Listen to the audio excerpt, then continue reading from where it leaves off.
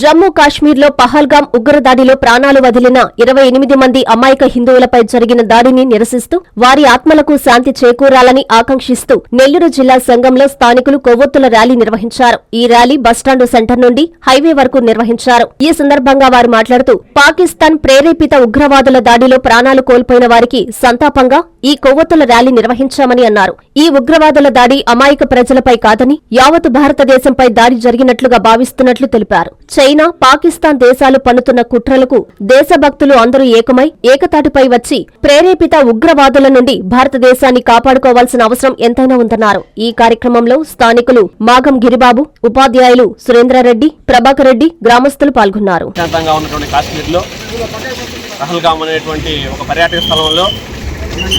పాకిస్తాన్కి చెందినటువంటి టెర్రరిస్టులు అమానుషంగా దాడి చేసి 26 మందిని పట్టున పెట్టుకున్నారు. గత 5 సంవత్సరాల నుంచి ఆర్టికల్ 370 రద్దు తర్వాత కాశ్మీర్లో పరిస్థితులు చాలా మెరుగుపడ్డాయి.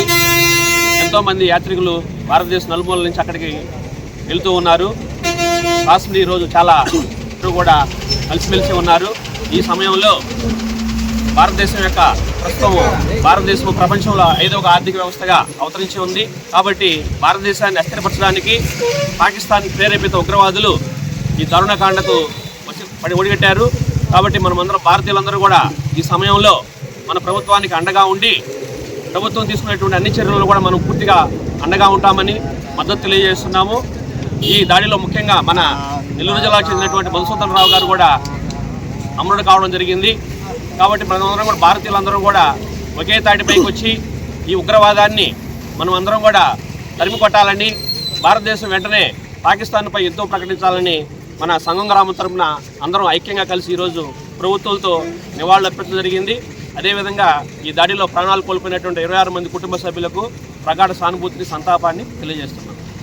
22వ తేదీ పర్యాటక కేంద్రమైనటువంటి పహల్గాంలో అమర్నాథ్ యాత్రకు వెళ్ళేటువంటి యాత్రికులు 26 మంది మీరు హిందువులా, ముస్లింసా అని కనుక్కొని మరి ఓచకోత కోసి అన్యాయంగా, అక్రూరంగా, దుర్మార్గంగా హిందువులపై ఇటువంటి చర్య చేసినటువంటి వీళ్ళని ఏమన్నా ఒకసారి ఆలోచించండి సోదరులారా.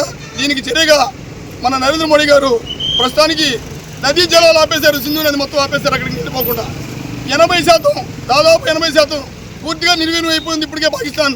ఇంకా గొడవ కూడా నాశనం అయిపోద్ది. ఈ కార్యక్రమంలో భాగంగానే నరేంద్ర మోడీ గారికి విజ్ఞప్తి చేస్తున్నాం. ఈ సంఘం మండలం మొత్తం హిందుత్వం తరఫున, అయ్యా ఈ యొక్క పాకిస్తాన్ ప్రేరేపిత ఉగ్రవాదులందరినీ ఏరివేత చేసి ఈ పాకిస్తాన్ని ముఖ చిత్రంలో ప్రపంచ పటంలో లేకుండా చేయమని చెప్పి సవినయంగా కోరుకుంటాం.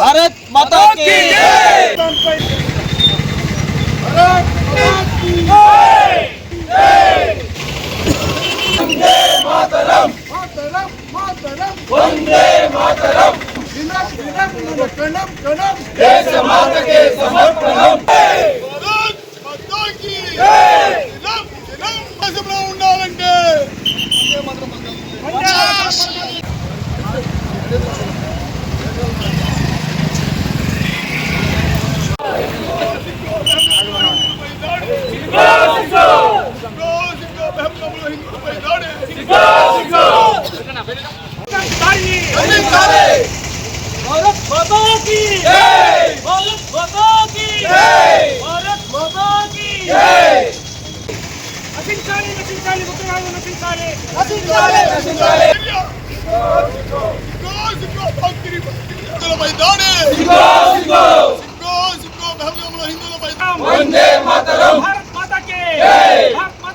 I'm Lord. Please subscribe to N3 TV.